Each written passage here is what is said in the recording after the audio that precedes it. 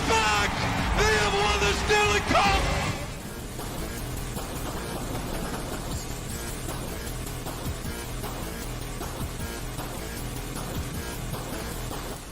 I think it's tough enough to win one. We've done two, so you might as well go for three, right?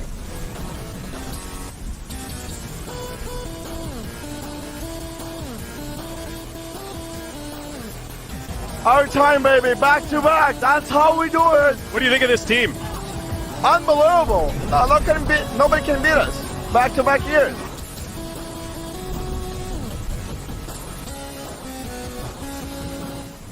It's so much fun to be a part of. The crowd can have an effect on teams. The emotions get turned up.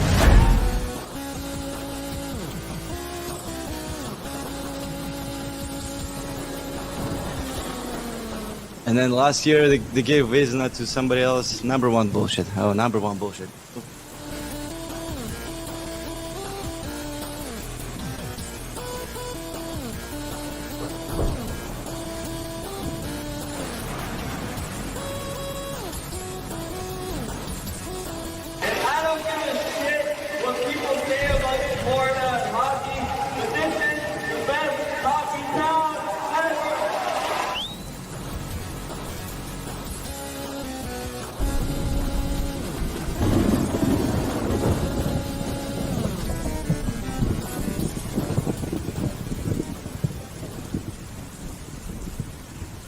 Here it is for you guys. Enjoy. Welcome to We, the Thunder, back after another huge win. I enjoy. 2 weeks in a row of beat downs. So we just beat the Buffalo Sabres 6-1. Everyone was looking good. Cooch is back. You're going to hear this sound a lot during this show, just like you heard it all game. Score! Centers it! Score! All of them. All six of them. So let's go around the horn real quick, and we'll break down the game. But great game, Stash. What'd you think tonight? I couldn't keep up with it. Those guys were flying. The boys were buzzing tonight. You got the Hattie from Cooch getting back on the board. What's his first multi-goal game in forever? Other guys, we had Stammer, Sorelli, Killer, all multiple 2-point nights. It was just phenomenal. I know we're playing a Buffalo team that's just not really that good, but after we lost to them early in the season, it wasn't really a great performance by the Lightning. And after what happened with the weekend and then the reschedule of the game against Jersey, I felt like this was a really great game for them to come out and make a statement. They looked great, all four lines. Finally, we're looking really healthy. McDonough's still day-to-day, but we saw Colton was back. And we saw that fourth line maybe look a little bit more like we're going forward with everybody back. And, these guys were just crushing it. And, I got to say, going back a little bit, I was at a wedding on Saturday. I didn't see anything that happened with that game. And once I saw Boston, me either. The recap. Once I saw the recap, I had to record. I didn't. I chose just not to go back and live in that misery. And that's what's going to happen sometimes against teams in the NHL. Yeah, you're going to have a bad night like that. But it's about how you respond to those games. And I'll say one thing we haven't talked about a lot on the show is the Lightning have lost like 3 games in a row, twice this year, right? And then they've lost back. So and they went 2.5 years without losing back-to-back games. So that's something that to see them now be able to respond from a game and not have even against Buffalo with especially the New Jersey trip being all messed up and this road trip being messed up. It was really good for me to see them come out with this energy and respond after that not so great game on Saturday against the team that I don't think anybody hates more than the Boston Bruins, especially in this fan base. A team that's playing really well right now in a very unbalanced NHL. Oh my God, the right? East and the West. It's ridiculous right now. Seriously. Schoolie, what'd you think tonight? Yeah, I thought with the Stash said, they get the real bad game that they had on Saturday night. They get ready to go fly out on Sunday. They get to the airport to take off just to get told that their game against New Jersey was postponed. And literally their plane got diverted from Newark to Buffalo. So they still went ahead and flew out that time and just went straight to Buffalo. So, they had to adjust to that and then come out tonight with this kind of win.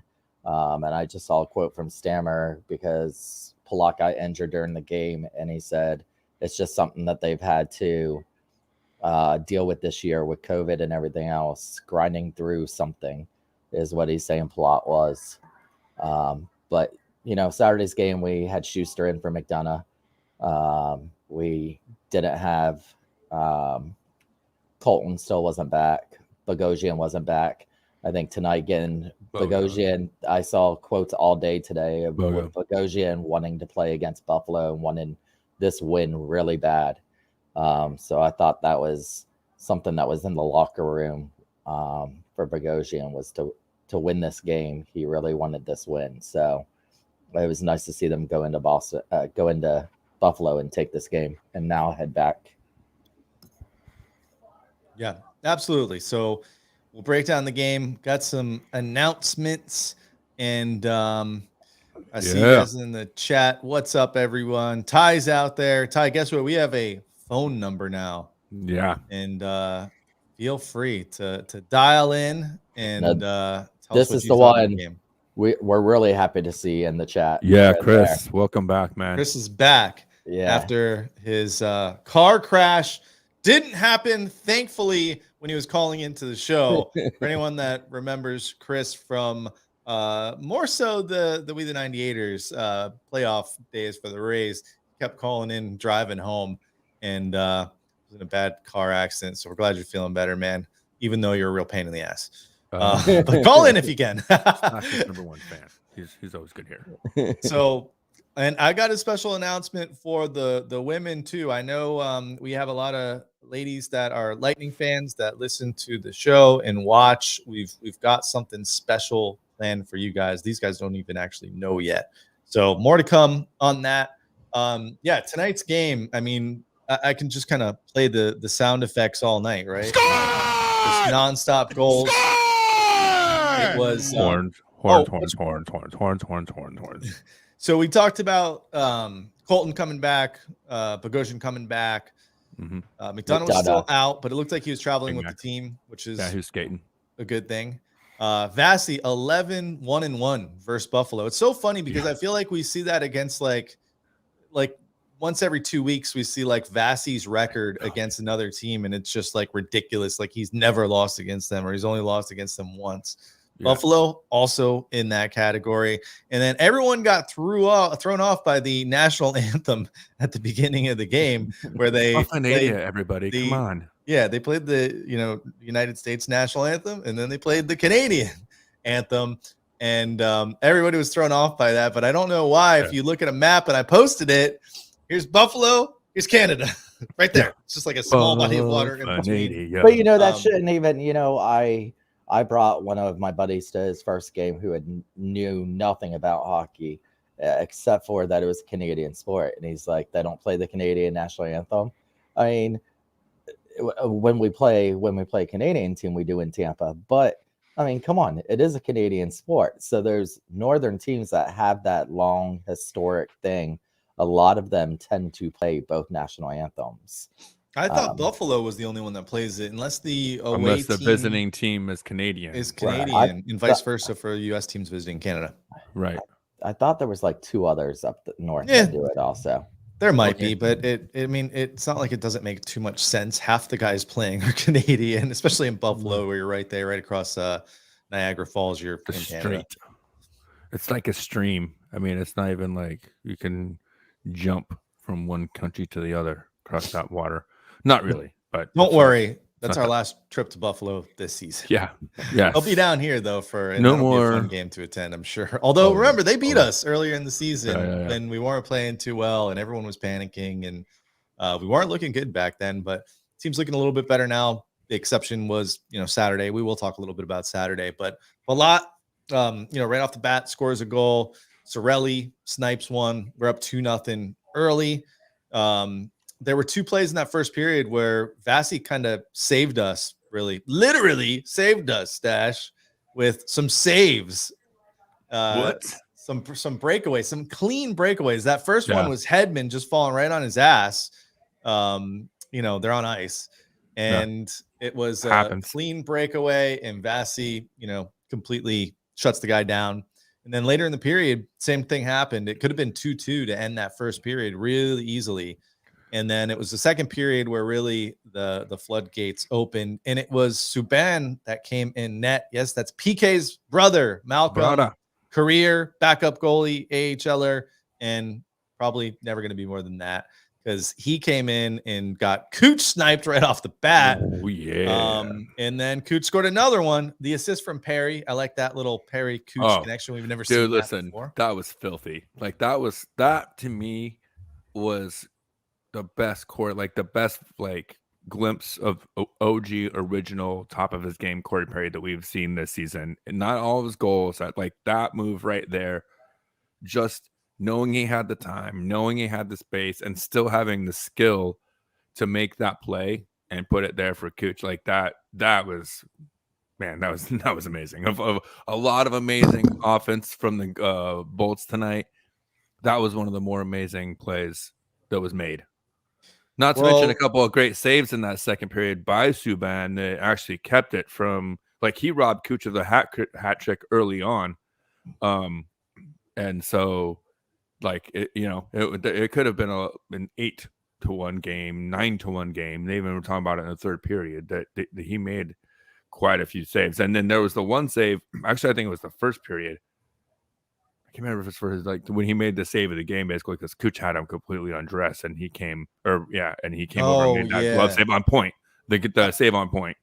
That was the first period. That wasn't the first period on Cooch. Yeah, that's right. It was, but that was like McDavid type of stuff. He Yes. didn't go through the whole team. No, he went through, but 3 guys right in front Yeah. of the crease, and he was going laterally. That's what I thought was way more impressive too. He was going laterally. It's not like he was coming down the main street, full head of steam, and kind of going through the guys. He's going laterally across the front of the net. And if it wasn't for just the great eye work and being able to track the puck from the goalie there, that's definitely his second goal of the game there. Yeah. Couple more goals. Stammer put one in, and I put the question up there. What was the goal of the game in your eyes out there, everyone? Because, sometimes we talk about 3 stars of the game. Pretty simple to give those out tonight. It was Cooch with the number 1 star completing that hat trick. But Stamkos had one, a pretty nice goal. Buffalo did sneak one in the third period on the power play. They were getting a couple power plays, so eventually it was going to happen. And then Cooch kind of finished off the hat trick at the end with another pretty nice shot. Yeah. The only kind of reason for concern in this game was that Palat was MIA. He did not come back at all in the third period. And he's, been probably the hottest Bolt in the last month and a half. So unfortunately he goes out, but, as we start to get healthier, hopefully he'll be back. But at least it's not horrible timing if he has to miss some time. Right. So Bolts pull it off 6-1, and another great win. We started off the season winning or losing a lot of these Tuesday night games for these post game shows. So now we got 2 weeks in a row of some pretty solid wins, and Cooch was the hero tonight. But yeah, I'm curious what everyone says on, what was your favorite goal tonight? And if you're out there watching, hey, shoot the like button, press that like button so other people can see it, or give us a share, as we'll be going on here and talking about some of the other stuff that's happened this week and some of the stuff that's happened in the NHL as well. This was Kucherov's 4th career hat trick. It was his first one since March 23rd, 2017 at Boston. Yeah. So 2017 was his last hat trick, and think what kind of player he's been since 2017, and he hasn't had a hat trick since then. Yeah, but his assist numbers have just gone through the roof the last couple of years, and that's what it is. He's just become, I say it all the time, Hetty the helper on this team or on the show. It's one of my favorite little things I came up with. But Cooch is really the number one assist machine on this team. That guy creates way more opportunities. I mean, you could sit here and watch games around the league, and you don't see guys that just create that much opportunity for the rest of their team and for themselves. Like it's really otherworldly when you watch him play, and he's in his best and most healthy form. But you said about the goal of the game. How about the save of the game? To me, was Cal Foot. Yeah. Oh, and the post. The post. Yeah. Too. But he did that split that looked very Vassy like, and got right there in that goal line. Listen, we have official sponsors. Can we like cut down on the freaking video bombing here, dude? Like we're trying. I'm just kidding. Love it. At least someone drinks on your end of the show. Someone's got to be drinking over there. Come on, man. Where are you talking about? Oh, dude, are you not looking at your own camera? No, I'm not. Wow. It's Scott Nightingale. I know. I knew it was Stash, Scott. does Stash just look at himself the whole show? Is that what I have the screen that everyone else sees. I only see you two. I only pay attention to you two in the chat. I never pay attention to me. I just stare at myself as I'm talking. I know you stare in your own eyes lovingly. I know. Yes, Jody, that is Scott Nightingale, shirtless, by the way, behind Thomas Foley there. I see Sonia's in the chat. Hey, everyone's happy tonight. Cooch, you said it best, Sonia. Cooch is back. First goal. I mean, he's played a couple games now, but first goal back in Cooch fashion. Scores 3. Casual 3-goal hat trick, and his return to lighting the lamp. But yeah, it looks like everyone's going with the Perry to Cooch. You can't go wrong with that. And I mean, pretty much everyone. And yeah, Lynn's definitely on board with that foot save. You mentioned it though. The Stamkos goal was pretty freaking nice as well. Mostly because I feel that whole line. And they talked about it during the interview and the intermission after that, but like the whole line contributed on that goal in their typical fashion. You saw Sorelli make that play, blue line, keep it in, Killer helping out as well, then getting down there below the goal. And they talked about this on the broadcast. Buffalo isn't a very large team. They're not very big. They're not going to play physical hockey. They can't play physical hockey. And Killer basically was able. It was like there was multiple times tonight. They didn't mention it till the end of the game. There were multiple times when it's 5-on-5, and it felt like it was 5-on-4 for the Lightning. Multiple times when they were in the offensive zone. So Stamkos goal, and that Stamkos goal is another example of that. And they when Killer got below the net, there were 2 guys on either side of the net, basically just standing there watching him, waiting for him to make his move. And once you let Killer do that, and you let Sorelli and Stamkos kind of get back there and find their little areas, and everyone's looking at the guy with the puck, bad things going to happen for you. And there you go. You got the captain with the snipe shot coming down Main Street. And I mean, I like that goal for the entire line and what that line does. That's a quintessential goal for those 3 guys. But I still definitely got to stick to like the most beautiful, best goal of the night was definitely that Perry to Cooch. That was just gorgeous. And shout out to the Bucks, by the way. I got my hat on as they try to go back to back themselves on Sunday. So go Bucks. Playoffs. Yeah, they scheduled the game at 1:00 on Sunday. Everybody thought it was going to be that Saturday night game, which was going to be against a Lightning home game also. Yeah. And so they did us a favor here in Tampa and put us to Sunday at 1. Yeah, they did the right thing. Plus, it seems like the Bucks don't always play their best at night games. So yeah. We'll see what happens with that. Yeah, so no, they definitely do not. Yeah. Let's talk about that Boston game. I know, Stash, you didn't get to really see much of it, but any of it. Zero. I saw highlights of Maroon and Marchand evidently chirping at each other. Yeah. And everyone talking shit to Maroon, saying he's a role player. Meanwhile, I'm sitting back laughing because they clearly have no idea what he's done. But I'll let you guys run down Saturday's game since I didn't watch it. My question is for Schoolie. Of course, we lost 5-2 on Saturday. Did you think it was really that bad? It wasn't as bad as when we played in Boston and ended up winning. We actually looked good. It just was stupid mistakes. And some goals Vassy definitely did not. He would have wanted them back. It was definitely an off night for Vassy. You had Schuster in there, who was a late addition to the game. McDonough all of a sudden became out, and then still no Bogosian. So Schuster was a late addition in there. They did not look as off as they were in Boston that we won, and it kept looking like we were going to come back. Yeah.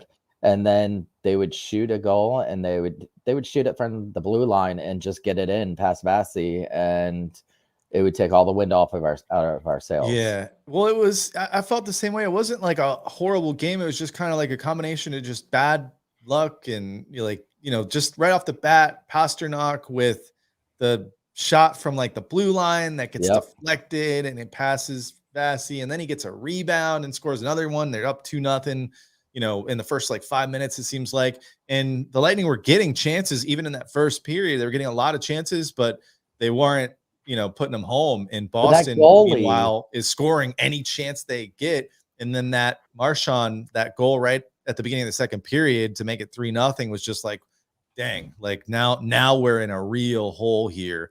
And then the Bolts, like you said, started to come back in the third period, but it was just kind of like too little, too late. I thought there was a key moment. We got a 5-on-3 in that game. And I don't know what it is about this team when the other team has 3 skaters on the ice.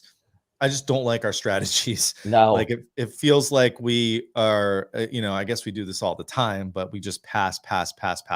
When you've got a 5-on-3, I mean, you gotta eventually let that thing rip. We got, I think one shot before that guy came out and made it a 5-on-4, which was horrible. Real quick, Cooper says the reason why Palat was pulled was because we had such a big lead. And he does have a nagging injury that he didn't want him to make worse. So it's just a precaution. All right, so that's not bad news. That would have been my guess, honestly. Yeah. Like I didn't want to speculate, but that honestly would have been my guess. Like that fourth line got a lot of ice time anyways, going for the longer that game went. But their goalie, who was not their regular goalie, was very Bishop-esque. He seemed like a giant in that. I mean, and he was a very tall goalie, but he seemed like he was like 8 feet tall in that goal, because they had some hard hits that you could hear hitting off his pads all over the arena. And they were sniping at him. They just could not get him past him. Yeah, the "Let's Go Bruins" chant was definitely very loud. Yeah, look, let them catch up with their games in hand and see where they land there. You know what I mean? Like, they're a good team and they're a few games behind. Honestly, I think they have like 5. We have like 5 games in hand on them, which is a potential 10 points. So that's a big deal. But I mean, yeah, they're good, but I don't think they're as good as they have been. And I think that they're going to struggle to make the playoffs. I don't want to turn this into political or anything, but I think you're going to see a lot of less visiting fans now that whole $600 limit is up with Ticketmaster, that you're going to have to start filing a 1099. So you're not going to have a lot of these ticket brokers now selling to the away teams anymore. That is such crap, because you know what I do for my hockey team is I pay for everyone so we can just get it cheaper. I just pay right away.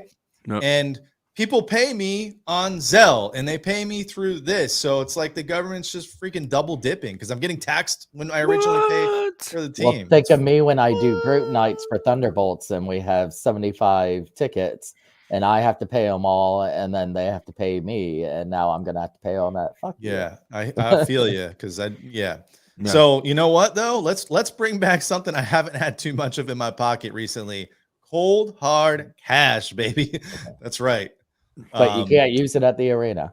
That's true. That's true. That's messed up.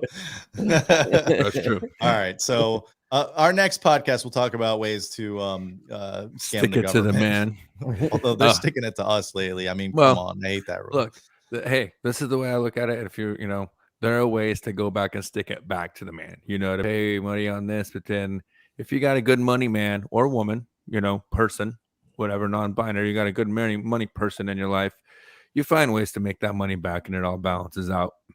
That being said, I do hope that the trickle down effect in our arena is that there are less of these fans being able to come down here and enjoy our experience at our expense. And although I like the travel dollars that it brings to our area, I still think we get enough in-state tourism for that kind of thing. But yeah, I digress. Move on. Yeah, so let's go over the Flames game real quick. Last Thursday, I really wanted to go to this. Cooch back. Dude, I was so close. Flames, really good team, except they did this whole Florida Southeast loop that is just brutal for people and got spanked. But for the Lightning, another really, really good game for them with Cooch back. Perry scored another goal in that game to lead it off. Point from Cooch, Palat from Cooch. Guess who the first star of the game was? Cooch in his first game back. One of the things that I really liked about this game was there was a play towards the beginning of the game where Kachuk got rocked in the boards, and Matty Joe came to his defense. And later in the game, he returned the favor where Joseph got kind of elbowed in the head, and Kachuk came back and tried to brawl a little bit with the guy that did that. So I love to see those young guys sticking up for each other, and that kind of stood out for me in this game, which was really pretty uneventful. Oh, you know what did happen that game? The Palat goal, after they scored, Stamkos got jumped by Johnny Johnny Gaudreau, which I thought was kind of a weak move. He felt like Stamkos slashed him at the other end of the ice. They showed it, and I don't know. I don't like the whole like don't attack players during their goal celebrations. And it happened tonight actually in the Florida game. I retweeted it. The Florida game against Ottawa, JT Miller fought Gudas after a Florida goal. Earlier today. By the way, that game was out of hand. Vancouver. Because Miller plays for Vancouver. Yeah. No, I was like, when did he go to Ottawa? Oh, sorry. I said Ottawa. Yeah, and Vancouver comes here again on this. Which it's funny that you mentioned that, because all of a sudden, I don't think teams really want to come to Florida on their road trip, either here or Sunrise. You know what I mean? And I was thinking, everybody Vancouver's last was Calgary. Vancouver's next on the list because they were just there, and now they come here on like. Well, do you remember back in the day when they would do that, and especially if they had the back-to-back, they would play their shitty goalie against Florida because they were a shitty team, and then have their number one. Now it's die by the sword. I like that they go there first. Type of thing, right? Yeah. It's like, who do you want to play down in Sunrise, and then who you're going to play here? And the trend I've been seeing is they have, and I guess I should probably pay a little more attention to that, but what I was seeing is they are going to Sunrise before they come up here. So generally, we're playing the team after they've already got had to deal with the Florida guys, and that's right. Race fans rocks in the chat's talking about Carolina. I forget that that's also part of that. So Tampa, Florida, Carolina trip. Nobody wants a Southeast tip down here of the NHL. I'll tell you that. It's just crazy. The tip is enough to kill. I'll tell you that right now.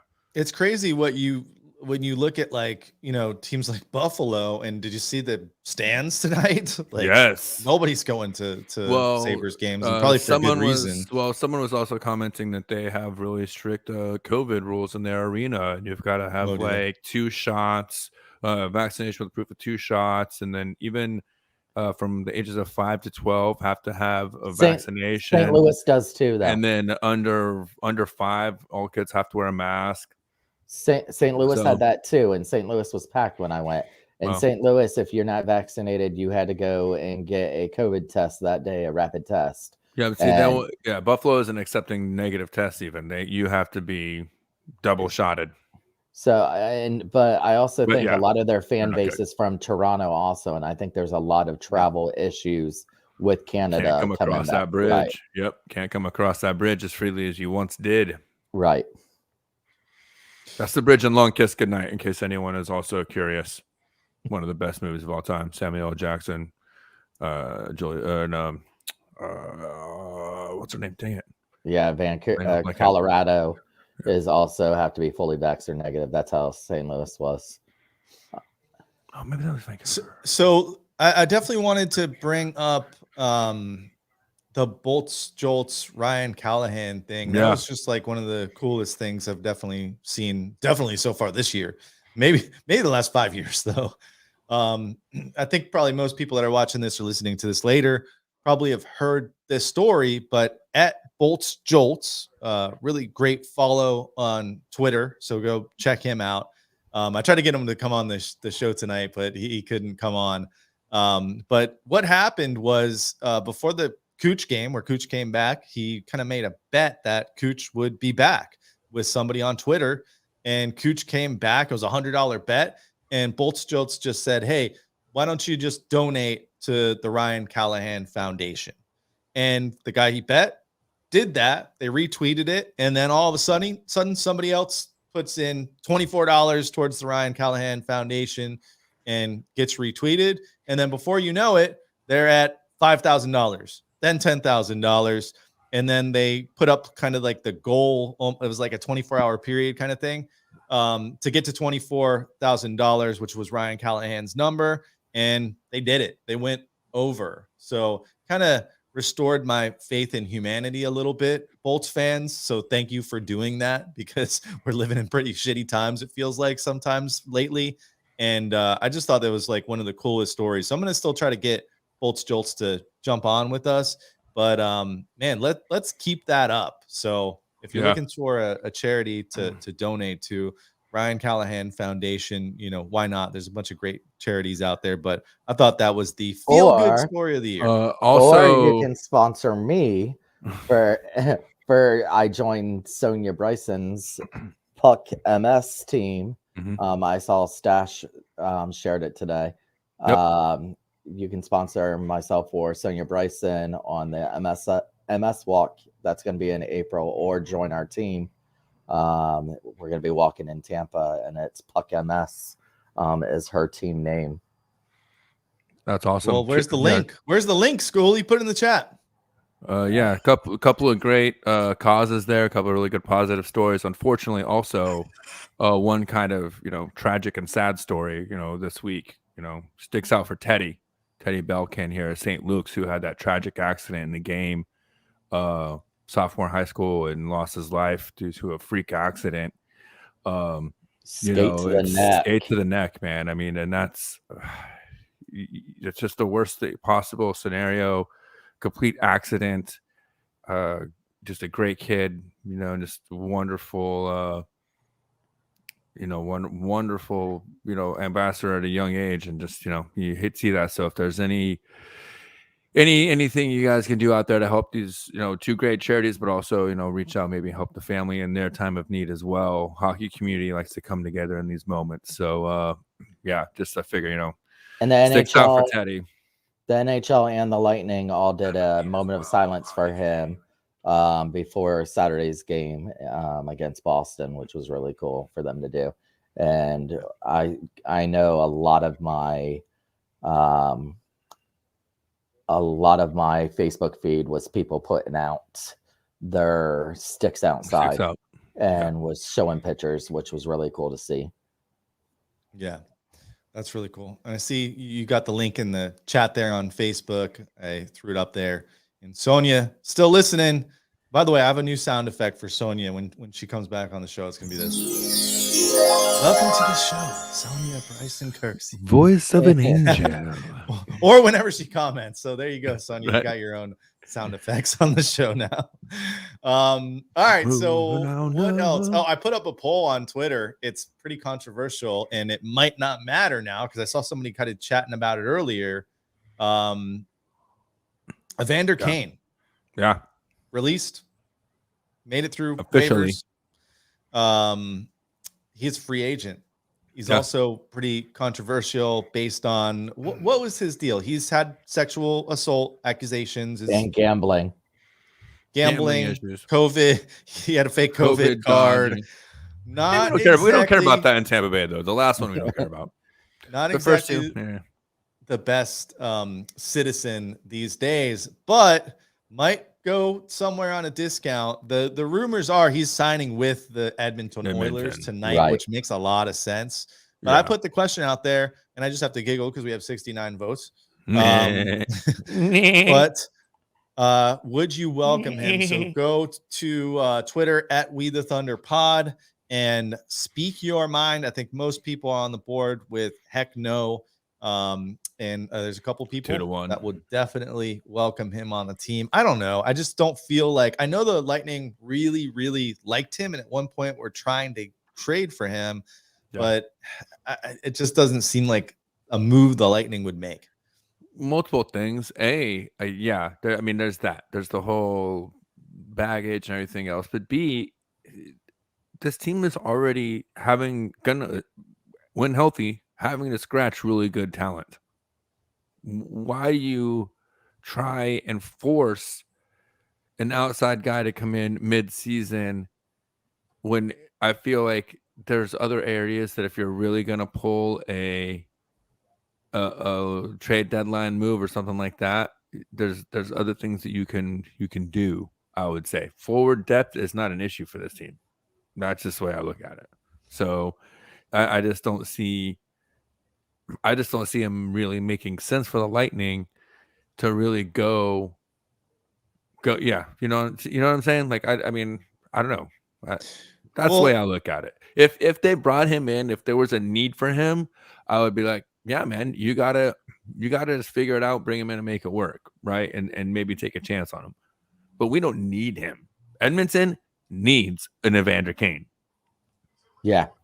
Period. They need something other than the two guys that they have, which we've talked about multiple times on this team. Yep. They need depth, and they need a real threat that's in the depth. And so why not take a flyer on this guy? You know what I mean? Let's keep him out west anyway. We talked about it earlier. The East is just stacked right now. The only thing is that a team that's going to get him is going to have to get ready for the media storm that's going to follow. Well, and there's going to be some kind of censure or whatever too from the NHL. Still hasn't levied their full, right? Isn't there still some possible discipline coming his way? I think he was suspended, I thought, for the whole fake COVID card. Yeah, he got suspended for that, but I thought there was still one more investigation going on. Me too. I think it's the sexual assault, isn't it? So I don't know. Did you just turn I don't Canadian know the whole real quick? Story, so I'm not going to talk about it really. Hey? You just said assault and story. Like, are you up there in the Great White North? Yeah, you just went straight Canadian, by. Don't you know? It's too much Canadian national anthem guy. Another story that hasn't gotten much. I haven't really seen it anywhere, and I don't even think it's been put in Thunderbolts about the two off-ice officials that are suing the NHL for actually things that happened here during the Lightning games. Two former National Hockey League off-ice officials alleged in a newly filed lawsuit that they were fired for reporting a colleague who used racist and sexually charged language for years while working for the league, mostly during the Tampa Bay Lightning games in Tampa Bay. Wow. So apparently one of their other colleagues has already settled a lawsuit with the NHL, and now the other two have taken this. NHL official in Tampa who settled his wrongful dismissal case with the league last year. So, and I know the COG League who they're talking about, former officials allege that colleague Pat DiLorenzo Jr. reportedly used racist language at work. I can tell you he was the goal light judge for the previous seasons, because actually I knew his wife from a previous fan group. So that's breaking now. Unfortunate. But yeah. If they're looking for someone else to press that button, I can find someone who is not racist that will sit there and press that button for every single game of the season. I thought they changed that guy like 2 years. Like, isn't he? Yeah, he's no longer with them. Yeah, it's been a couple of years since he hasn't. But they were fired for allegedly reporting it reporting him, right? Yeah. So they're saying these two colleagues of his, also off-ice officials, were blowing the red flag on this guy, and then they're sweeping another carpet and fired them instead of disciplining him. Yep. So who the fuck is that guy that he has that kind of leverage? To me, that seems like he's got some kind of blackmail or something, right? Like, because you're just a fucking goal official. Like, how? Like, I don't know. You know what I mean? I don't know. I don't want to get too into it, but like, But they actually started recording him. 6 recordings of him racial disciplinary behavior. Well, they fired him on January 2nd, 2020. Years ago. Oh, yeah. For allegedly involved in a group text message thread. So yeah, that's just coming out that the other 2 filed charges. Good. Call them out. Call them all out. We got a good question here from Rick and Joanne. Would you say we need defense for the playoffs? I would say that's probably our weakest spot as far as depth goes. So if they are going to make a trade, I would say it's probably going to lean towards the defensive side.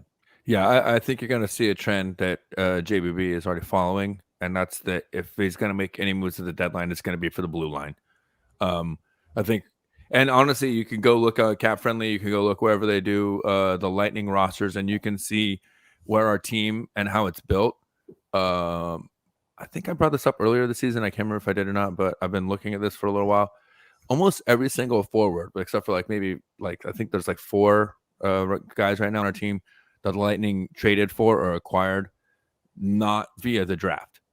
Whereas almost our entire blue line, except for Hedman, was all via trades or free agent acquisitions. So one thing the Lightning do well, Foot was Foot.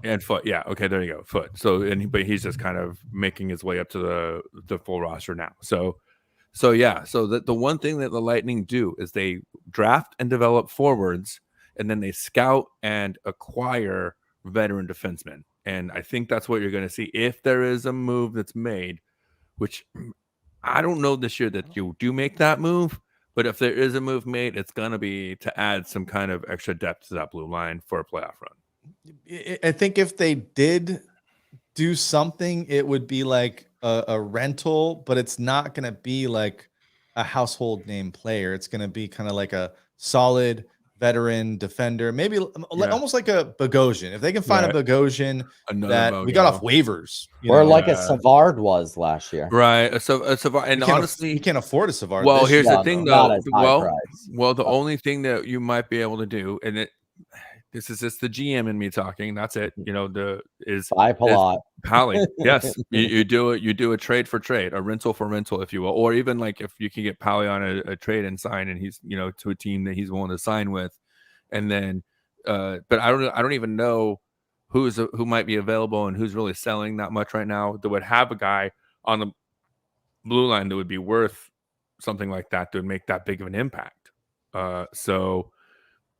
And that's exactly what Kim's saying. Who's available that would really be worth it, and who's the guy that would have to leave to make a guy like a high value target, available. You definitely would have to make a move with Pally, which I don't think. I think that right now the Lightning are of the mindset. I said this before. Ride it out, give him his due, and let him go sign somewhere else and see where he wants to sign as a free agent. Because I guarantee he doesn't. They don't have the money to sign him here. I don't think the NHLPA will let him sign for as little as the Lightning will have to pay him next year. So it would be tough to let him go in. And Kim, I'm not saying he's going. I'm saying if there was a move, he's the guy that would have to be moved because he's an unrestricted free agent next year. I hope you understand that. He will not be playing for the Lightning next year. That's right. That's a good question, though. Do the Lightning, if they get approached and somebody wants Pally, who is playing really well right now, and we also know he's a streaky player too. He's not always a consistent scorer. He's always a solid player. He's consistent in his game, but he's not always consistent on the score sheet. Correct.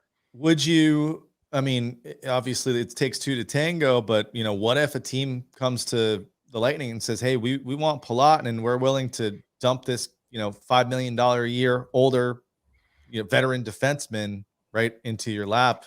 The Lightning might take that, but I don't know, because I think any other team that would want to do that would be more of a salary dump move for them. than anything. The one thing that I think you can't create space that isn't there. And sorry, I'm just responding to Kim's comment saying that she still thinks JB makes a deal to keep him.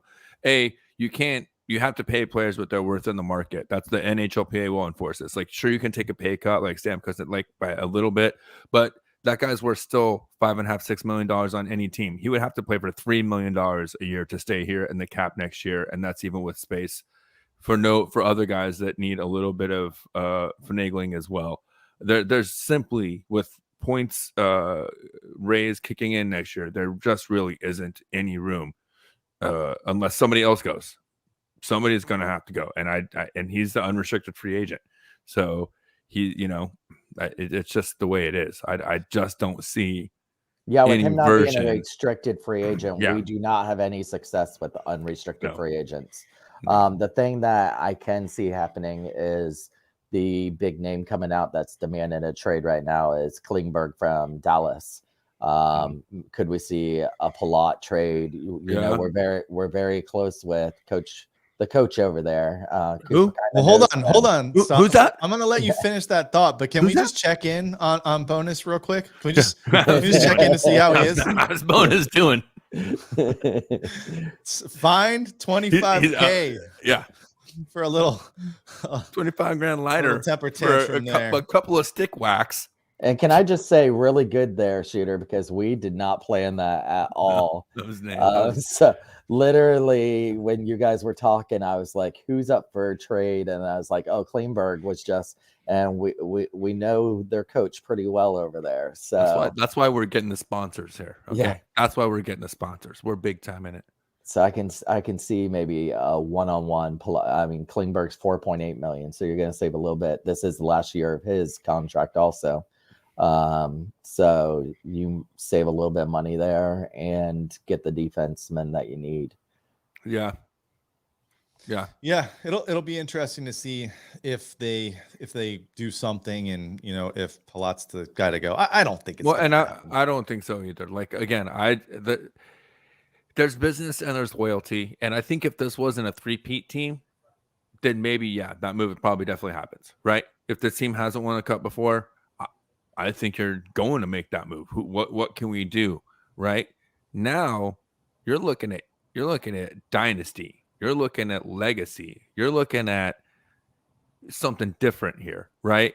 And Pally just hit us part of the game. He's part of it, man. He's been part of it since the beginning, right? And I think the business part of it is right. Exactly. The beginning of the business part of it's a big deal, but also what we've seen from Mr. Vinnick and from this franchise is there's also a lot of loyalty, and there's a real family aspect to the way this team is run, and the way this team lives, and the way this team breathes, and the way this team just goes about their business, especially the last 2 or 3 years. And I just don't see them. I see them paying Pally back and letting him say, "Hey, look, man, we're not going to try and trade you in the middle of this and see about. Look, we're going to let you finish out your time here, play out your entire contract, and then you get to go be a free agent and deserve to go through that experience after possibly going 3 in a row." That's just the way I see it happening here. Yeah. So we'll see what happens. Some other notable news is Tuukka Rask. I think we talked about last week, kind of signed the tryout in Providence. Guess who's going to be the goaltender for the Boston Bruins? Tuukka Rask. Once again, the quitter. Back in gray. Well, what are they? Black and gold, yellow. Black and yellow, black and yellow. And then Riley Nash, we kind of talked about, like, hey, who are we going to send down? Because Cooch is coming back. Yours truly, I don't have any connections with JBB, even though I do call a lot of the things that happen. Riley Nash to waivers, of course, gets claimed. Unfortunately, poor guy's got to go to Arizona. Which still doesn't have enough votes on the petition to, or not the votes on the petition, but votes on the council, city council there to approve the new arena for them. I know, like, how I thought they already were getting kicked out of their arena. How are they still playing? No, they're trying to build a new arena. No, they've made arrangements because they're trying to build a new one. They get haven't even paid their bills for the current arena. Yeah, right. Exactly. They got kicked out of it, but then they made an agreement to be able to stay. And An emergency stay of execution for the franchise. The other thing that came out, Bring them to Florida. We could take another hockey team here. yeah, We're already really Jacksonville needs a team. good. Jayville, because they don't have a fucking football team. That's for sure. Ooh. Or Pensacola. Yeah. The Pensacola Coyotes. The Pensacola Pirates, dude. Come on. It's right there. It's a layup. You got Come on. the take it when it's Pensacola. there. You got the Pensacola Flyers up there. The ice, the Yeah, minor yeah. team. The other thing that came out, I think it was today, was that the All-Star coaches were announced. In John Cooper, who always gets overlooked, although he's been an All-Star coach before several times, I believe. Was for the team here in coach. Tampa. Yeah, he was. Here in Tampa. I think he has been before that as well, but we always feel bad when John doesn't get selected, especially since he's never won Coach of the Year in the NHL. But he wasn't on that list. Another cool thing about the All-Star Game, which is in Vegas, is guess who is the in-arena host over in Vegas? Greg Wolf. Yeah, how cool is that? Like, they're going to fly him out to that's Vegas, awesome. and he's going to be the host in the arena like that. I thought that was the coolest But thing. how shitty is that for Vegas's announcer? I know. Right. He's actually a pretty good guy, and him and Greg have done things together. So it's very No, he's no third leg Greg Wolf. Okay. no, it definitely was like, you're not good enough to do in your home arena. We're gonna bring Right. the Tampa guy out here. Dude, show you how it's done. Show you how champions do it. It's crazy. All right, so a couple announcements before we get out of here. Number one is going to be for the female fans. I've been wanting to do this. I'm just trying to figure out how to do it.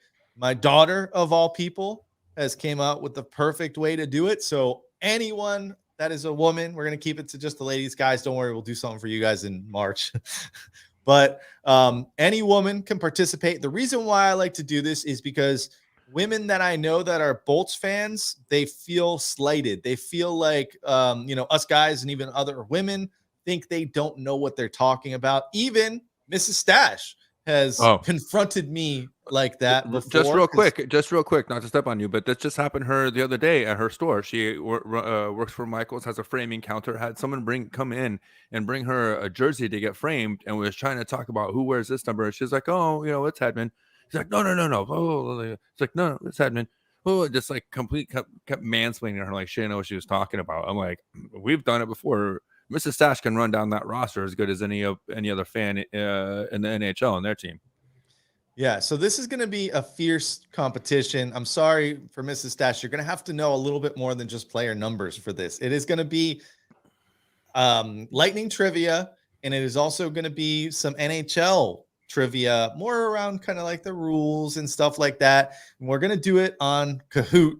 Layla, my daughter, is going to help me set it up. It was her recommendation to do it, but I need anyone that wants to participate. I need you guys to sign up. So in the chat right now, you will see a link to a form. What we're planning on doing is January 25th, which is actually the first Tuesday in forever that we have not had a game. Yeah. We're going to run this trivia early. A new so shooter I can get game. the karaoke finally, please.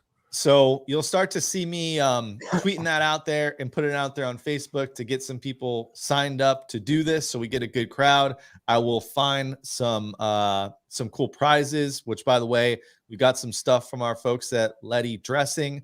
Some of that stuff I'm going to hold on to. We're going to do a watch party sometime soon, so I want to get people together for that. But we will have, some sort of prize or something for the winner, and bragging rights are going to go a long way. I'm gonna crown you, whoever wins this, as the most knowledgeable, best female Bolts fan. Well, I'll tell you what, man. We want to get this going. I might even get Mrs. Stash in on it. Maybe make up a custom shirt of some kind, something like that. Let's do for that. The winner. Let's do that. So you're going to hear us talking about that for the next couple weeks. Next week, we do have a pregame show. I'll pull up the schedule here in a second, but we do have a pregame show, and we already have a guest, JP Peterson, who, Thomas, you said he's still, I haven't noticed it this season, but he's still doing like that pregame and intermission kind of rap. Yep, with he still does. The second period is up next. Yeah. That's who you guys would recognize, because a lot of people don't pay attention to that, but you always, for years and years, in you the always arena. hear the second period is up next, and that's JP Peterson. A lot of people might know him from his days at Channel 8. 5 minutes more fighting. Yeah. Sorry. It just made me think of the Wes Macaulay call. So a lot of people do recognize who JP Peterson is. Yeah, you know. So he'll be awesome. He's also on a crusade to call out this BS split raise plan, which is ridiculous. So it's going to be awesome to have him on. Remember, though, this will be our second pregame show because the Bolts are going to be out in LA for 10:30 start time. So we will be on before that game with JP Peterson. Really excited to have him on next week. Yeah. I'm really excited to have a pregame show. Yes. Maybe I'll come join you, Stash, like we did for the last one. That would be fun. All right, so Canucks are coming to Amalie Arena on Thursday. We've got the Stars in town Saturday night. By the way, we didn't even mention that last night's game against the Devils was postponed because of We COVID. mentioned it. We mentioned it. And Stash both did. Yeah, we mentioned it in the schedule. sorry. Basically, the first thing I talked about in the opening is how the postponement of that game kind of affected this road trip, And how their flight got moved. What is going on? Absolutely, the professor himself, Thomas Scully, talked about the rerouting of the flight and how they just went to Buffalo instead. So I don't know where you were hosting the show, but we were here. Well, now I feel really bad, guys. All right, so fired. Let's hire JP in next Not week. at all, actually. So yeah, you got the Stars coming to town, and then you got this little West Coast trip going on next week. So we'll be there Tuesday. You got Friday, and then Saturday they're going to be in Northern California to face the Sharks. So we finally get that West Coast trip against these California teams. So it'll be good to see them sweep those teams, hopefully. Yeah. Although the Kings played us really well when they came to town. So Yep. these will be some pretty good games. I think all of these are winnable games. It'll be interesting to see though, because I've got this thing with the Lightning where I feel like when they're playing against really good teams, they're not winning those games. They're winning the games they should, like the games against Buffalo tonight and last week. Who they crushed last week when we were on Blue Jackets. Yeah, I want to see them beat a good team. But a it team used to be good. the opposite. We used to play down know. to the sucky teams, and we'd Right? beat the real good teams. So at least we're playing on some level, but they need to learn how to hang with those upper teams. Absolutely.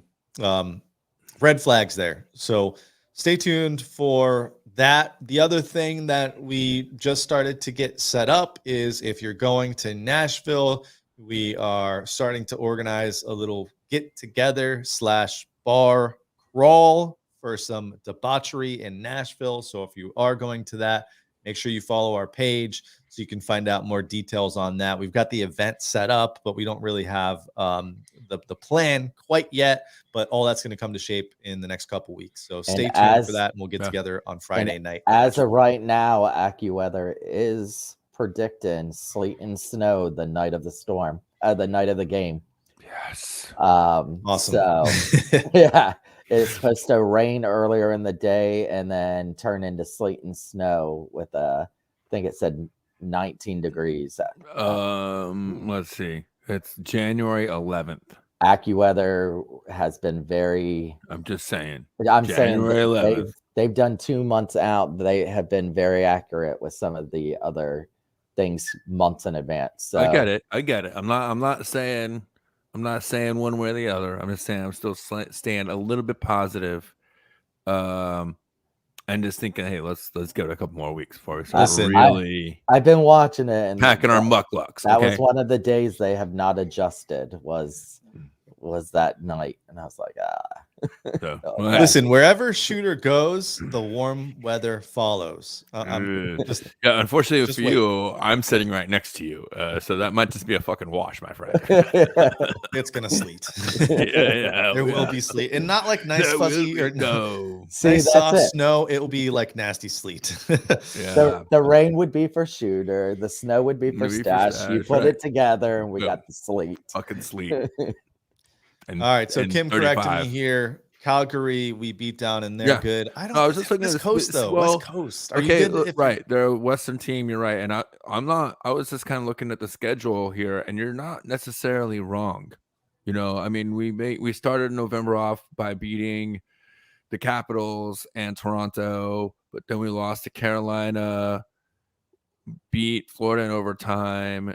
Then we lost to the Minnesota game went to overtime, but then we lost to them after that, and then we did lose to Seattle or St. Louis at the end of November. We lost to Florida. We lost to Florida again, big time in November.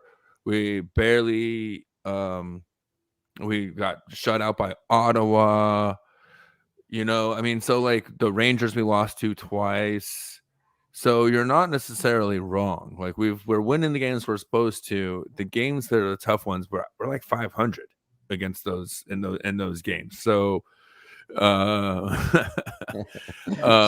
Shooter Slate in the snowman. That's good, Sarah. Yeah, you're not necessarily wrong. But at the same time though, it's about the playoffs, right? We're not even. It was a game. What, game 39, right? Tonight, we're not even halfway through the season. We talked about it last week. We even lost another game this week, so we're still not halfway through the season for the Lightning.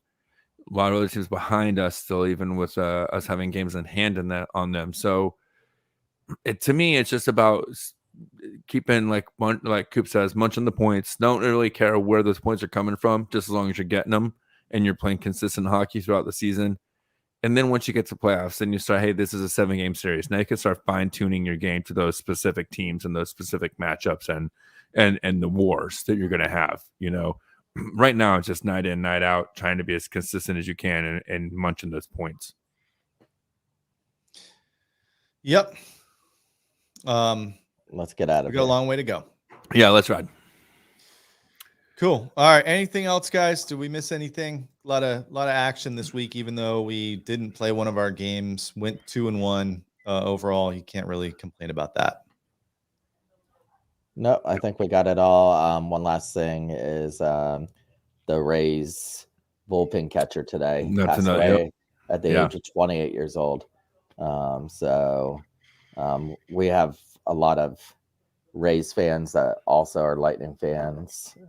So that was sad to see that. Definitely.